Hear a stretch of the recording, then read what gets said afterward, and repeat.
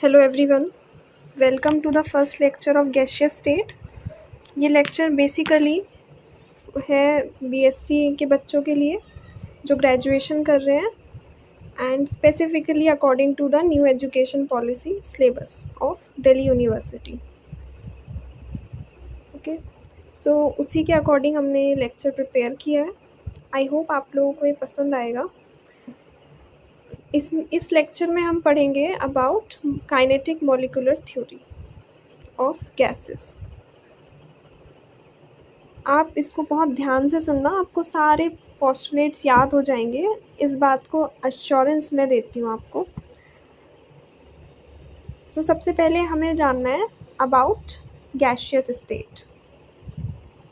Okay, gaseous state हमें पता है कि 3 states of matter are there, solid, liquid and gas.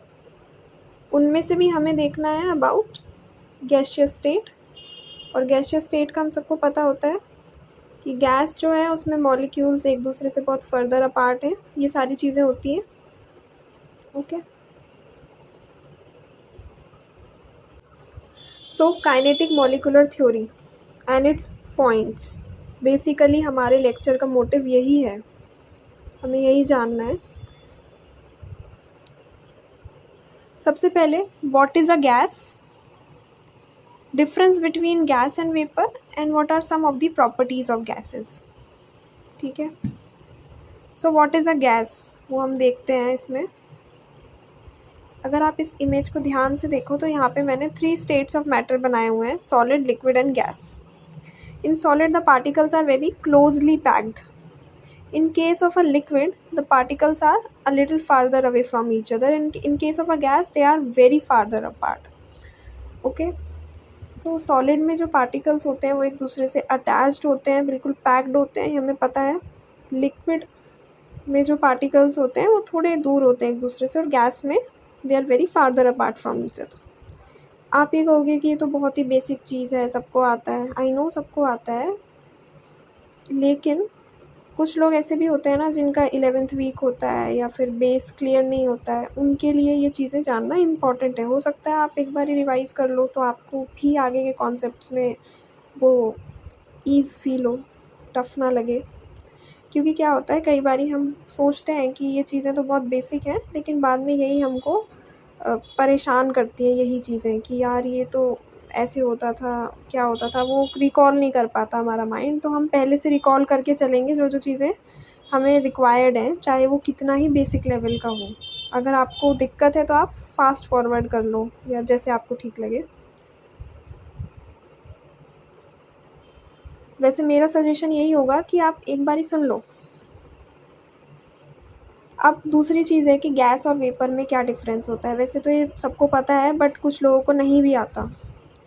तो हमें एक चीज़ पता होती है कि मैं आपको बताती हूँ। देखो, आप सपोज़ करो कि आप ना एक पार्ट ले रहे हो एयर का, ठीक है। उस एयर में ऑक्सीजन भी होगी, नाइट्रोजन भी होगी, और ऐसी बहुत सारी गैसेस होंगी। कार्बन डाइऑक्साइड होगी, जो कि आजकल बहुत ज़्यादा हो गई है, ठीक है। एक तो ये वाली गैसेस कंसीडर करो आप, जो एटमॉस्फेयर में प्रेजेंट हैं, ठीक है। और दूसरा मैं आपको बोल देती हूँ वाटर। क्या वाटर एक गैस है? आप कहोगे नहीं, it is a liquid, right, it is a liquid for you.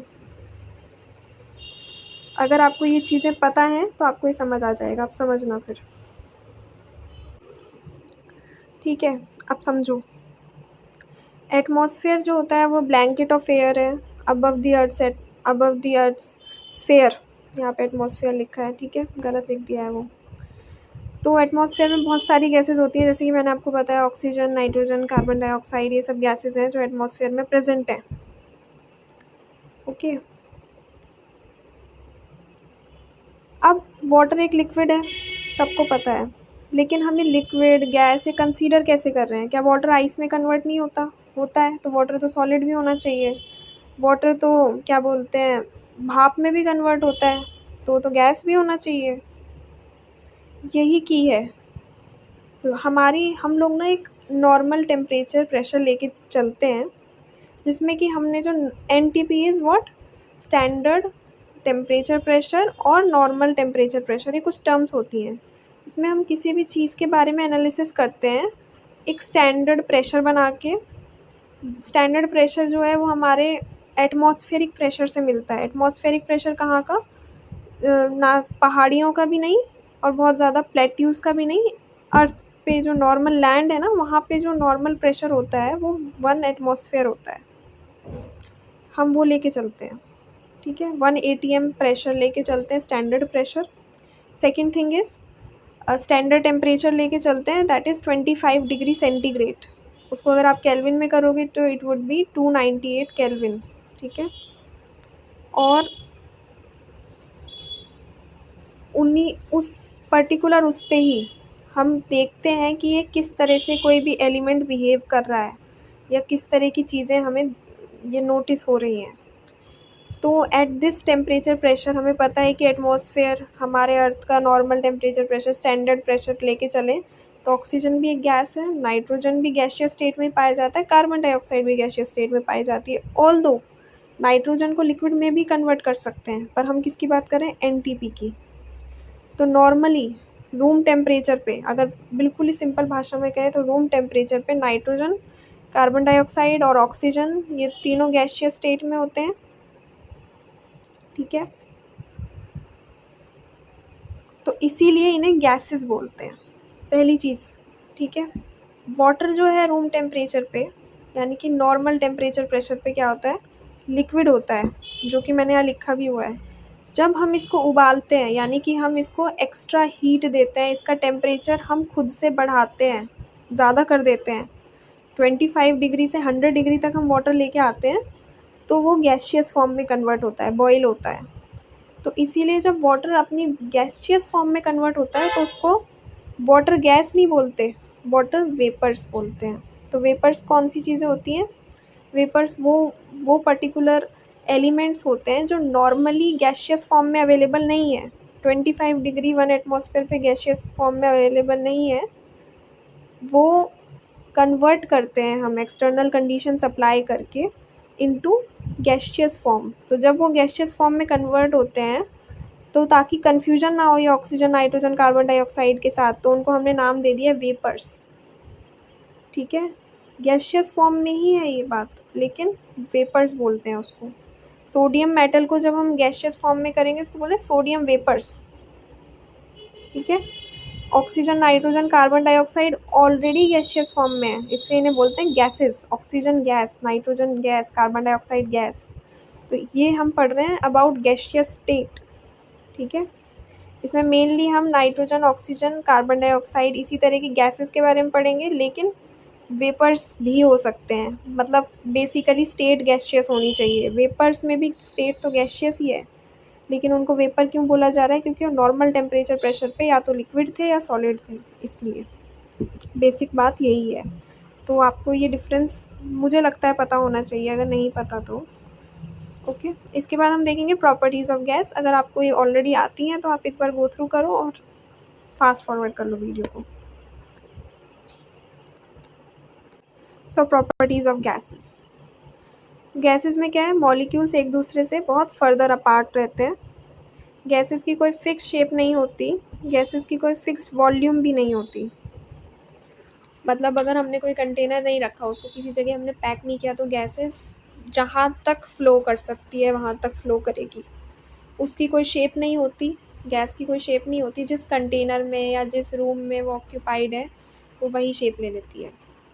Gases के मॉलिक्यूल एक दूसरे से बहुत दूर रहते हैं, मैं पहले बता चुकी हूँ, बट गैस के मॉलिक्यूल्स को प्रेशर लगा के कंप्रेस किया जा सकता है। मतलब उनको एक दूसरे के पास ला सकते हैं ताकि उनकी स्टेट चेंज हो जाती है। जैसे वो बहुत पास आ गए तो वो लिक्विड में कन्वर्ट हो जाएंगे। जैसे नाइट्रोजन गैस है, उसके मॉलिक्यूल्स को हम बहुत हाई प्रेशर देंगे और कुछ और कंडीशंस लगाएंगे तो वो लिक्विड नाइट्रोजन में भी कन्वर्ट हो जाती है, जो कि बहुत ठंडी होती है, ठीक है?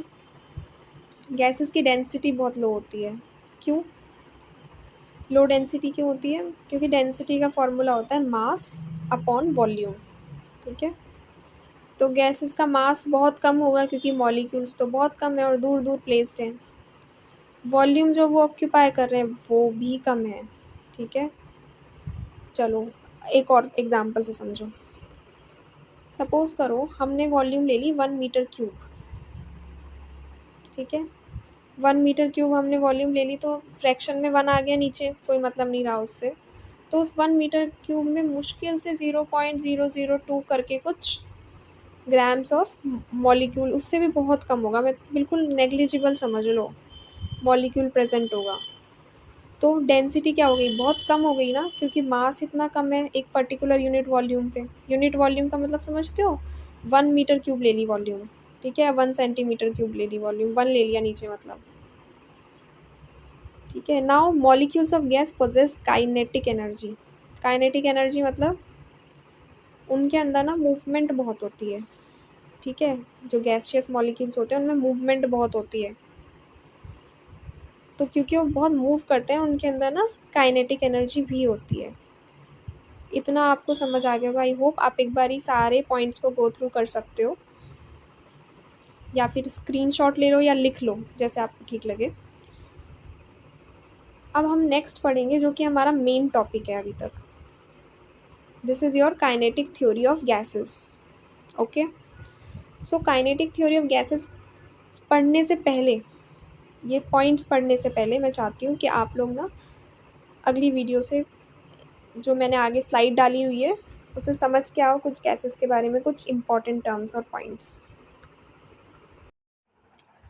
सो हम लोग अभी जानने वाले हैं about postulates of kinetic theory of gases, यानी कि जो पॉइंट्स हैं जो हमें बताए गए उस समय, उसके लिए पहले हमें पता होना चाहिए गैस के स्ट्रक्चर के बारे में। सो जो गैस है ये हम कंसीडर कर रहे हैं कि ये कोई कंटेनर है और इसमें गैस भरी हुई है। कोई भी गैस आप कंसीडर कर लो और मैं उसको नाम दे रही हूँ इधर X2। ये गैस है X2, ओके? आप देख सकते हो मॉलिक्यूल्स बहुत फार्दर अपार्ट होते हैं, वो हमने पहले भी देख लिया है वैसे तो, अभी पीछे जो मैंने आपको स्लाइड दिखाई उसमें बताया था। सो गैस जब भी किसी कंटेनर में फिल होती है तो उसके मॉलिक्यूल्स एक दूसरे से बहुत दूर दूर होते हैं, तभी वो गैसियस स्टेट में प्रेजेंट है। आई होप ये चीज़ आपको समझ आ रही होगी। अच्छा, जब कोई चीज़ ना बहुत दूर है मॉलिक्यूल्स, तो उनके पास ना मूवमेंट की भी जगह है, राइट? ये बी वाली फिगर देखो आप। बी वाली फिगर में आप क्लियरली देख सकते हो कि मैंने एक ही मॉलिक्यूल कंसीडर किया है। हमने सिर्फ एक मॉलिक्यूल कंसीडर किया है गैस का, और उसको उसका ये डिनोट करने की कोशिश की है कि ये मॉलिक्यूल चारों तरफ मूव कर सकता है, ठीक है? कहीं भी किसी भी डायरेक्शन में मूव कर सकता है। सो क्या होगा अब? ये जो मॉलिक्यूल है कहीं भी मूव करेगा, मूवमेंट से क्या होगा? मूवमेंट से हो सकता है कि यहाँ पे एक और पार्टिकल हो, ये इससे टकरा जाए। अब ये वाला जो सेकंड वाला मॉलिक्यूल है ये भी किसी भी डायरेक्शन में मूव कर सकता है, ठीक है?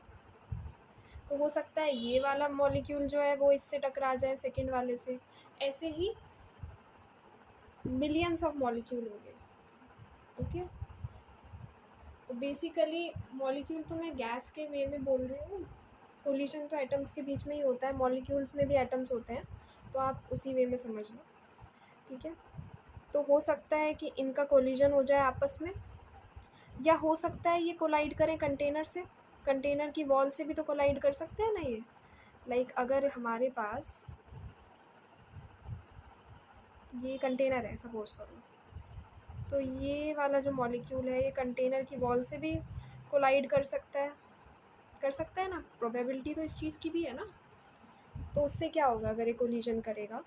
अगर ये कंटेनर से कोलाइड करेगा तो कंटेनर पे क्या होगा? कंटेनर के ऊपर प्रेशर पड़ेगा और ऑब्वियसली वो मॉलिक्यूल निकल तो नहीं पाएगा क्योंकि हमारा कंटेनर तो पूरा वो है, सील्ड है। लेकिन उसकी जो कंटेनर की जो वॉल्स है ना, इन पे वो मॉलिक्यूल प्रेशर एक्सर्ट करेगा, ओके? और ये मूवमेंट जो है ये सॉलिड्स में नहीं होता है, ओके? क्यों नहीं होता है सॉलिड्स में? क्योंकि सॉलिड्स में क्या होता है? सॉलिड्स में सारे पार्टिकल्स एक दूसरे से कनेक्टेड ही रहते हैं। ओके, ये सारे पार्टिकल्स एक दूसरे से कनेक्टेड हैं। सो मूवमेंट के लिए जगह ही नहीं है, तो इनमें आपस में वाइब्रेशन होती है। सॉलिड के केस में क्या होता है, वाइब्रेशन होती है। गैस के केस में क्या होता है, मूवमेंट होता है। और जो लिक्विड है वो उन दोनों का बीच की चीज़ है, तो उसमें दोनों होते हैं लेकिन कम क्वांटिटी में। एक्सटेंट और उनका जो वो होता है ना, वो कम होता है। लिक्विड के बारे में भी आप मत सोचो, वो हम आगे पढ़ेंगे तो समझ जाएंगे। ठीक है, सो आई होप इतना तो समझ आ गया होगा। एक चीज़ और देखो, डी वाले डायग्राम में देखो। डी वाले डायग्राम में आप देख सकते हो, देखना क्या है, सपोज करो ये जो कंटेनर है ना, इसकी वॉल्यूम है, कंटेनर की वॉल्यूम है, हमने मान ली है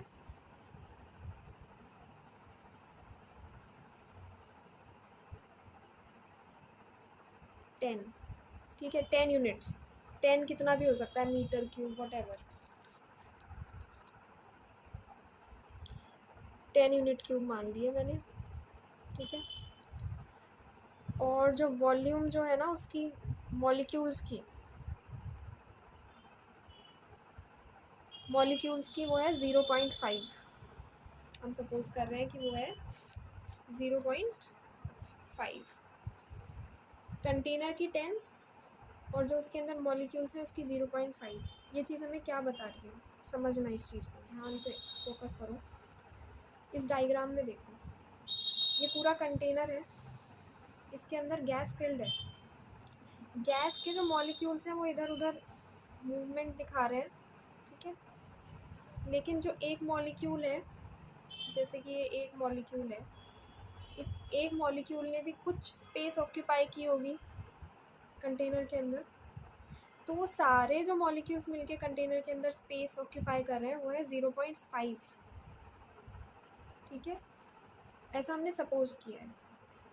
और जो ये वॉल्यूम जो है उसकी, कंटेनर की, वो 10 है, यानी कि कंटेनर के अंदर 10 यूनिट क्यूब जो है वो कुछ भी आ सकता है, लिक्विड और वो सब कुछ। इस चीज़ को समझना, हम सिर्फ मॉलिक्यूल की बात कर रहे हैं। गैस तो पूरी स्पेस ऑक्यूपाई करती है, सबको पता है, लेकिन जो गैस के मॉलिक्यूल्स हैं वो 0.5 ऑक्यूपाई कर रहे हैं, क्योंकि उनमें मूवमेंट है ना। गैस तो आपने पढ़ा होगा कि गैस अपनी फ्लो इन ऑल डायरेक्शंस और पूरा रूम फिल कर देती है जो भी चीज़ उसके आसपास होती है, जैसे एटमॉस्फेयर ने अर्थ के एटमॉस्फेयर ने कवर किया हुआ है ना, वैसे ही। ये जो डी वाला पॉइंट है ना, इसको थोड़ा सा समझना ज़रा, कि जो मॉलिक्यूल है वो सारे मॉलिक्यूल्स मिलके इतनी स्पेस ऑक्यूपाई कर रहे हैं, और कंटेनर की जो वॉल्यूम है वो 10 यूनिट क्यूब है। यानी कि जो मॉलिक्यूल्स जो स्पेस ले रहे हैं ना एक्चुअल में, गैस के मॉलिक्यूल्स, वो बहुत कम है in comparison to container. Gas ने स्पेस ज़्यादा ऑक्यूपाई की होगी।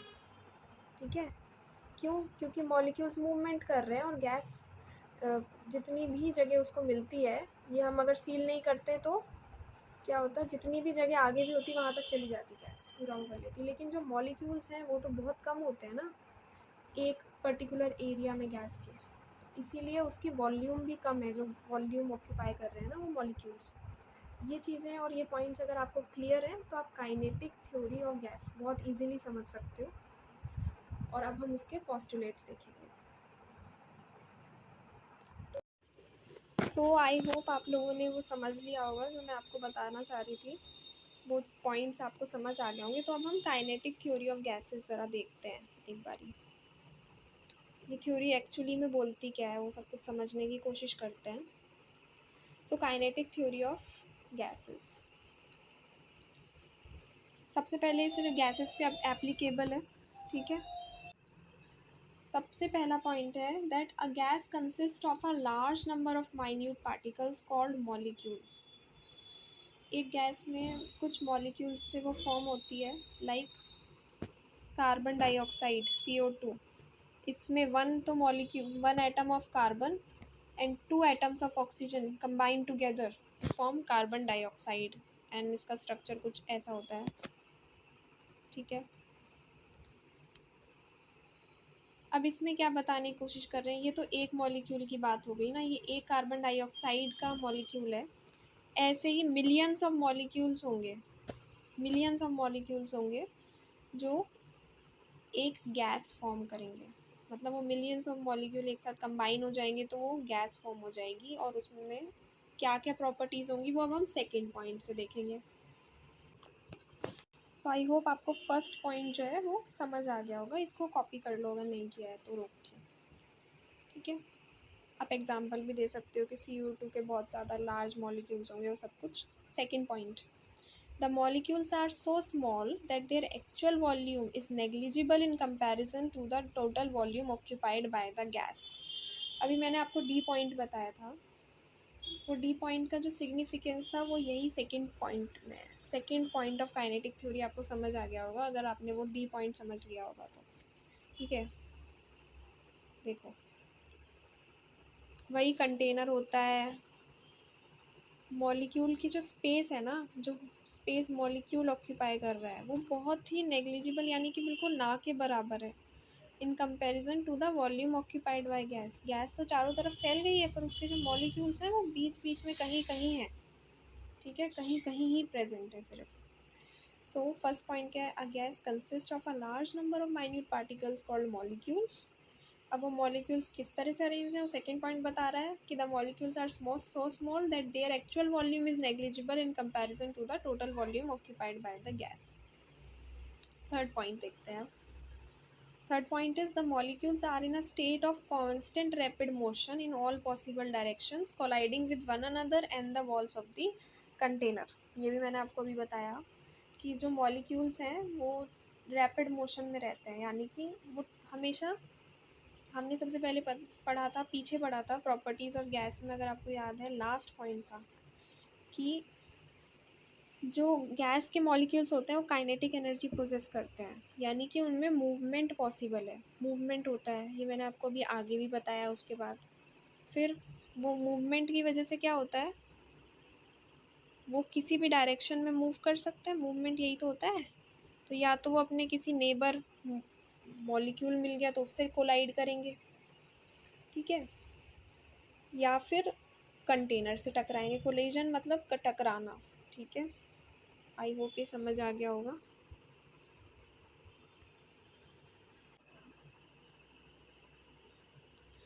अब आप समझ रहे हो, a gas consist of a large number of minute particles called molecule. Second is the molecules are so small that their actual volume is negligible in comparison to the total volume occupied by the gas. The molecules are in a state of constant rapid motion in all possible direction, colliding with one other and the walls of the container. Fourth point है, the molecular collision are perfectly elastic so that there is no loss of energy with the gas molecules when the gas molecules collide with one another or against the walls of the vessel। यानी कि जो molecular collision है वो perfectly elastic है। मतलब perfectly elastic collision का मतलब होता है जिसमें एनर्जी लॉस ज़ीरो हो, ठीक है। कब है वो परफेक्टली इलास्टिक, जब वो गैस के मॉलिक्यूल्स से टकरा रहा है चाहे वो वॉल्स से टकरा रहा है। एक मॉलिक्यूल कंसीडर किया है हमने, केवल एक मॉलिक्यूल को लेकर हम पढ़ रहे हैं कि चाहे वो दूसरे मॉलिक्यूल से टकराए, ठीक है, या चाहे वो वेसल की वॉल से टकराए, कोलिजन इलास्टिक ही रहेगा as a nature. Then the kinetic energy may be transferred from one molecule to another, but it is not converted into any another form of energy such as heat। जब collision होता है दो चीज़ों में तो हो सकता है कि इसके अंदर जो थोड़ी सी एनर्जी हो ना वो इस वाले मॉलिक्यूल में चली जाए, या इससे अपोजिट तरह से भी हो सकता है, इस मॉलिक्यूल की एनर्जी इधर आ जाए। मैटर वो नहीं करता, मतलब एनर्जी इधर से उधर ट्रांसफ़र हो सकती है लेकिन वो हीट के फॉर्म में कन्वर्ट कभी नहीं होगी। मतलब वो कोलिजन की वजह से हीट नहीं होगी इन गैसेस, समझ गए। सो जो एनर्जी है वो ट्रांसफ़र तो हो सकती है एक मॉलिक्यूल से दूसरे में, but it is never converted into any another form of energy such as heat. So ये काइनेटिक थ्योरी का एक और पोस्टुलेट हो गया। अब नेक्स्ट देखते हैं, सुनो। The molecules move completely independent of one another, मतलब वो एक दूसरे पे डिपेंड नहीं करते, ठीक है। ऐसा क्यों? देखो जो मूवमेंट है मॉलिक्यूल का वो उनकी काइनेटिक एनर्जी की वजह से है, जो उनके अंदर ही प्रेजेंट है, क्योंकि वो एक दूसरे से बहुत फर्दर अपार्ट थे। और वो एक दूसरे से अपार्ट कैसे हुए होंगे कोई भी चीज़ के मॉलिक्यूल्स, क्यों? क्योंकि उन्हें कुछ एनर्जी दी गई होगी पहले एक दूसरे से दूर रहने के लिए। उसके बाद उनकी एग्जिस्टेंस जो है ना वो इंडिपेंडेंट हो जाती है एक दूसरे से। वो एक दूसरे पे ना मूवमेंट के लिए डिपेंड नहीं करते। यानी कि अगर एक मूव नहीं करेगा तो दूसरा भी मूव नहीं करेगा, ऐसा कुछ नहीं होगा। ठीक है, इनकी अपने से एक दूसरे से अलग है movement. The pressure of a gas is due to the bombardment of the molecules on the walls of containing vessels. ये मैंने आपको अभी पॉइंट में भी बताया था, एक बारी मैं और बता देती हूँ। देखो, जो गैस का प्रेशर होता है ना वो क्यों होता है? जब मॉलिक्यूल्स में कोलिजन होता है तो वो कंटेनर के वॉल्स पे भी होता है। ठीक है, जब वो कंटेनर के वॉल्स पे कोलाइड करती है ना तो उन वॉल्स पे क्या पड़ता है? प्रेशर पड़ता है। तो उसी प्रेशर की वजह से गैस का प्रेशर है। ठीक है, ये वाली बात ध्यान रखना।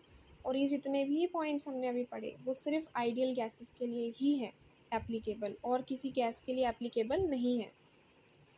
अब क्वेश्चन ये है कि आइडियल गैस क्या होती है, ये सवाल मैं आप पे छोड़ रही हूँ, थोड़ा सा देखना, या वैसे तो पता होना चाहिए, नहीं पता तो पता करना, कोशिश करना थोड़ा सा देखने की कि क्या होती है, और मुझे कमेंट सेक्शन में बताना। बाकी मैं नेक्स्ट लेक्चर में ऑब्वियसली ये टॉपिक कवर करूँगी। ठीक है, अच्छा। So kinetic theory of gas के सारे पॉइंट समझ आ रहे हैं। Gas consist of a large number of minute particles called molecules. The molecules are so small that their actual volume is negligible in comparison to the total volume occupied by the gas. The molecules are in a state of constant rapid motion. कैसी direction में? सारी directions में। किस किस case में? दोनों cases में, चाहे वो एक दूसरे से कोलाइड कर रहे हो चाहे वो वॉल्स ऑफ कंटेनर से कोलाइड कर रहे हैं। The molecule collision are perfectly elastic so that there is no loss, no net loss of energy when gas molecules collide with one another और against the walls of the vessel. ये तो हमें समझ आई गया, perfectly elastic होता है। ये perfectly elastic वाला पॉइंट अगर थोड़ा बहुत अनक्लियर भी है वो हो जाएगा आगे चल के, तो उसकी टेंशन नहीं लेना। The kinetic energy may be transferred from one molecule to another but it is not converted into any another form of energy such as heat. वो मैंने अभी आपको समझाया भी है कि एक मॉलिक्यूल दूसरे से कोलाइड किया तो उसकी थोड़ी सी एनर्जी दूसरे मॉलिक्यूल के पास चली गई, लेकिन वो हीट में कन्वर्ट नहीं हुई कोलिजन की वजह से। ओके, ये वाली प्रॉपर्टीज़ है। नेक्स्ट है, पर एक बात बताओ, क्या ऐसा एक्चुअली में हो सकता है कि कुछ भी हीट चेंज कन्वर्ट ही ना हो? क्योंकि जब फ्रिक्शन होती है, यानी कि दो चीज़ों में कोलिजन होता है, तो फ्रिक्शन भी होती है ना। फ्रिक्शन की वजह से तो होती है कन्वर्ट हीट में भी, तो यहाँ क्यों नहीं हुई? इसका आंसर है क्योंकि हमने पॉइंट्स आइडियल गैस के लिए लिए हैं। अब आइडियल गैस क्या होता है वो पता करो, नहीं पता तो। The molecules move completely independent of one another, मैंने समझा ही दिया। The pressure of the gas is due to the bombardment of molecules on the walls of the containing vessel. ठीक है, so this is all for kinetic molecular theory and today's very first lecture. अच्छा, एक चीज़ ध्यान रखना, ये वाले points आपको आने चाहिए। मैंने इतना बोल दिया है कि हो सकता है अगर पूरा लेक्चर सुन लिया है 2x की स्पीड में नहीं किया होगा तो ये पॉइंट्स याद हो गए होंगे, मोस्ट प्रोबेबली याद हो गए होंगे, और बेसिक आइडिया लग गया होगा, लिख के आ सकते हो। बाकी मैं कोशिश करूँगी कि नेक्स्ट लेक्चर में इनको ना याद करने की थोड़ी ट्रिक्स व्रिक्स बता दूँ ताकि कोई दिक्कत ना हो। फ़िलहाल हमने समझना है सब कुछ, बाकी मैं आपको याद करवा दूँगी। अगर आप प्रॉपरली फॉलो करोगे ये सीरीज़ तो आपको सब कुछ याद होगा जो जो मैंने पढ़ाया है। ठीक है, बट उसके लिए आपको एक चीज़ करनी पड़ेगी, आपको लाइक करना पड़ेगा, कमेंट करना पड़ेगा, सब्सक्राइब करना पड़ेगा, फॉलो करना पड़ेगा फॉस्फोरस डार्क क्लासेस को। Thank you everybody and bye bye.